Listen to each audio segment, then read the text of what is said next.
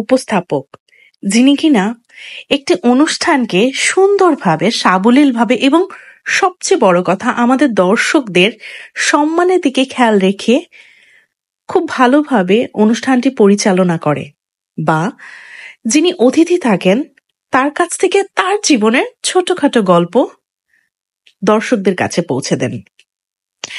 বাংলাদেশে উপস্থাপকদের ক্ষেত্রে আমি অনেকেই পছন্দ করে থাকি। ছোটবেলা থেকে অনেক মানুষদেরকে দেখে, অনেক মিডিয়া ব্যক্তিত্বদেরকে দেখেই আমি বড় হয়েছি। তার মধ্যে মারিয়া নূর, ফারজানা ব্রাউনিয়া তো একজন লেজেন্ড।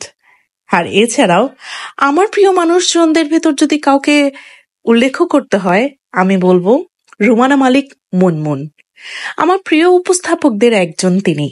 আজকাল উপস্থাপনাটা সস্তা হয়ে গিয়েছে মনে হচ্ছে।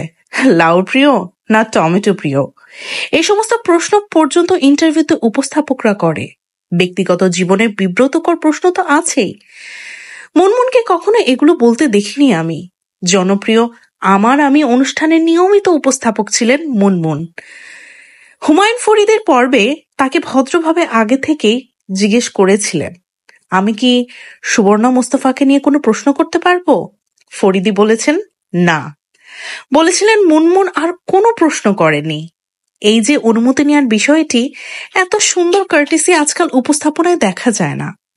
মুনমুনের ভয়েস আর হাসিও তার উপস্থাপনার সৌন্দর্য ছিল। সব মিলিয়ে মুনমুন একজন মানুষ ৮০ বছর হলেও সে তরুণ, তো সেই মানুষটার জন্য সঠিক সময় তাহলে কি? আবার সত্যি কথা বলতে আমিও একসময় এই উপস্থাপনাতেই ছিলাম, কাজও করেছি, কিন্তু আমার মনে হয় না কখনো কাউকে বিব্রতকর প্রশ্নে আমি ফেলেছি। তবে হ্যাঁ, আমার সিনিয়র হিসেবে আমি মুনমুন আপুকে বলতে চাই, মুনমুন আপু, আবারও কি কখনো আপনাকে এই জগতে দেখব? চাইলে আবার ফিরে আসতে পারেন। দর্শক সাদরে গ্রহণ করবে যারা মানসম্মত উপস্থাপনা দেখতে চায়।